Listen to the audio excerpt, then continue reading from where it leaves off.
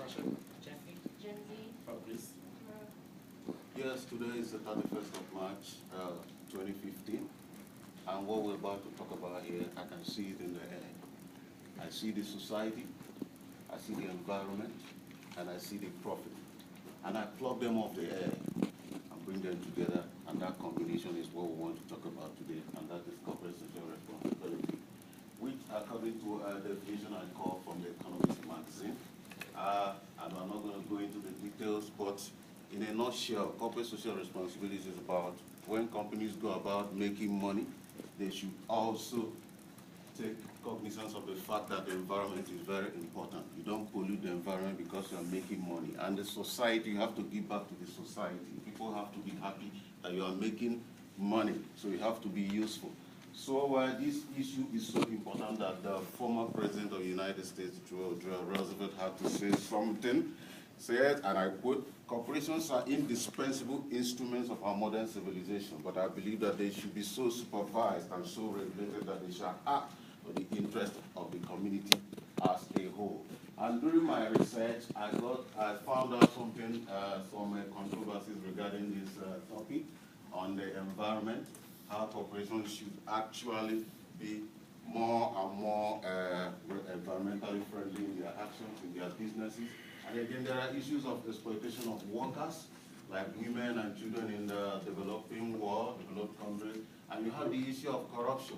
When I come to you to give you a gift, when does it cross the line and become a bribe? So these are some of the issues that are controversial regarding this topic.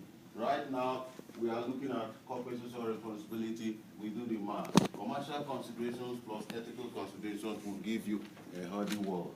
And I'm going to leave it to my colleague to talk you through more on this.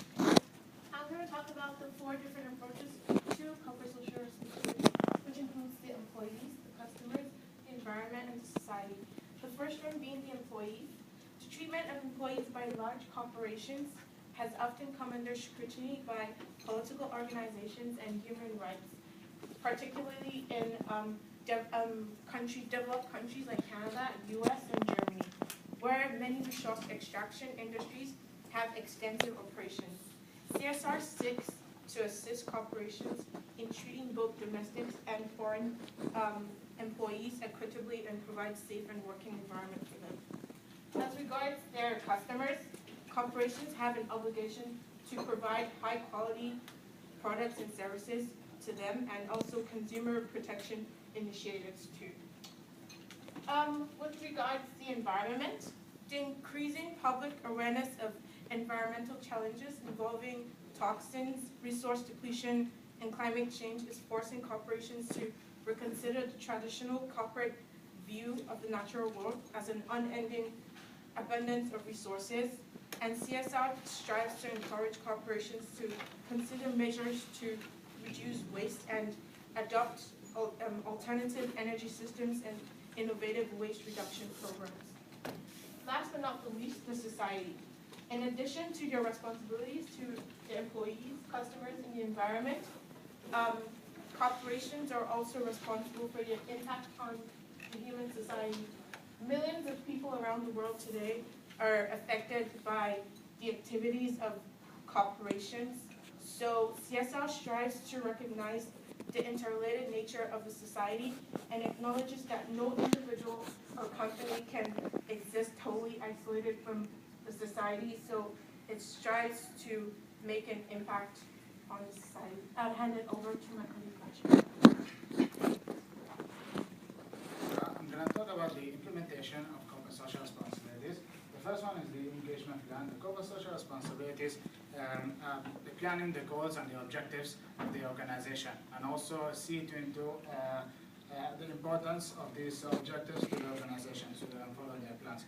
Also, there is the social accounting. The social accounting are the process where they connect the social and the environment into the organizational economy and see how does it affect the social groups within and outside the society, which is important because it their purpose is to do management control, which is identifying social responsibilities and also help to increase the information load that comes inside the organization. There's also doing the support the social responsibilities such as honoring employees and honoring certain parties in the organization, and doing some balancing power between the stockholders. Then next there's the ethical training, which is because the corporate social responsibilities try to train their employees and their corporate to do some ethical training so they don't get caught up into law problems and lawsuits. The last one is the common actions. The corporate social responsibilities always try to involve itself into the environment and into society, so they do such as sponsors to certain events, or do some charity work to the community, or do some waste management and what eventually to do to help the environment, and also do the ethical marketing to other companies. I'm going to move to Jeffrey to talk about the benefits of the responsibility. So for the benefits of CSR, a lot of people consider that CSR is just a tool that the company only use to attract consumer. But in fact, being more concerned in organizations, employees is attracted to work for the company with CSR. So according to a journal, the 21st century, employees are not just deserved for the wage from the employer. Some of the workers or volunteers who are willing to work without pay just to meet a certain goal. So just the questions, will you accept your workplace is known as an inhuman company, which only care for its profit making but not the employees, society, and the rest of the world? As an employee, you would like to work for a normal company.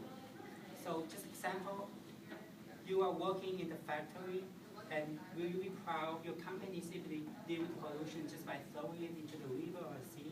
Are you willing to come out to everyone, to your family, to your parents, that you are the one who working in the organization and you are the one who trying to kill the nature?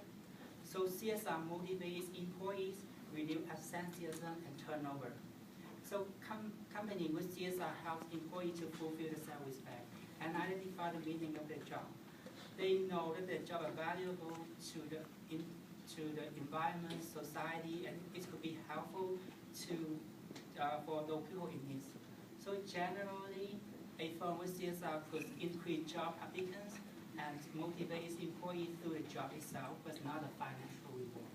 So that's it to Jency for disadvantages. So thanks, Jeffrey. So now I'm going to discuss some of the issues that CSR is dealing with. Since CSR is associated with the idea of doing what is right for the benefit of the society and the environment, many organizations integrate CSR in their company's values and goals. So naturally, people want to work for this company since they have a good reputation to uphold. Not only CSR can affect employees' behaviors and attitudes, it can also affect corporate performance. So when a company is promoting CSR, it is expected for its employees and its executive to be an advocate as well. Because, but according to an article from the Journal of Business Research, some companies use CSR to divert the attention of its stockholder, especially the consumers and the employees, from the real issue or what is really going on inside the companies. To its critic, it's all about cover-up and spin. One perfect example is the company Enron. To encourage stockholders to invest in their companies, its CEO on its accounting was reporting inaccurate trading revenues, stating that the company is still making profit, even though it's on the verge of bankruptcy. So what the CEO did and its employees is against the company's values and goals, which are integrity, respect, communication, and excellence. But despite these issues though, the positives still outnumber the negatives when it comes to CSR. Now I'll pass it on to Fabrice to discuss about some of the customer influence. Thank you, Jessie. I'm going to talk about customer and stakeholder influence. As we know, customer power is very important. That's why companies try to look very good to companies' eyes. This is because of the purchasing behavior. Customers have important behavior of purchasing. Companies' attitude and action may cause trust or distrust. For example, according to the Journal of Business Research in 2013, Disney in the US ran a volunteer program called Volunteers. It's about supporting education, health, and environmental project. That's bringing more people, more customers to Disney. And also we have in Canada, Royal Bank of Canada help a lot for reducing pollution in Alberta. It is also bringing a lot of customers in the bank. Lastly, stakeholders' attitude influence also CSR. According to the same source, customers and contractors are included in the management of the company. That includes more loyalty of consumers and contractors. At the end, we have employee organizational commitment. Show that employees try to be more sensitive to the negative CRS than to the positive CRS. I'm going to let Roya talk about the example of CRS. So it's great to be living at a time where some corporations not only practice some form of social responsibility, but are making it a core of their operations. Examples of these operations include the one-stop be at CSR, Microsoft, Google, and Walt Disney. Here are a few of many programs these businesses are involved in. Microsoft. Microsoft uses the TILS program. This is a program that teaches computer science to young people in local areas. Microsoft is also involved in the Youth Spark program at WeDig, which is a program that has a profound impact on millions of young people, mobilizing them to take actions to improve their communities and the world. The second one is Google. Google is involved in a series of social initiatives, including Googlers' voluntary blood donations, also Google's efforts in supporting earthquake reliefs that happened in Western China, one of which is by funding constructions of 15 Google quake reliefs hope schools in the city of Minyang. Google also offers grants in the form of AdWords advertising to selected charitable organizations. Walt Disney, and my personal favorite, Walt Disney gives back by encouraging environmental education through its motion pictures and television programming geared towards a healthy environment.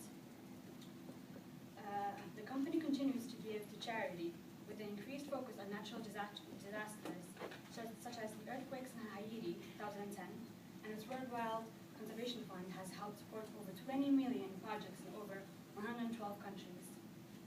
These businesses continue to work hard to maintain their CSR image, not only because it will appeal to socially conscious consumers and employees, but because it can make a real difference in the world today.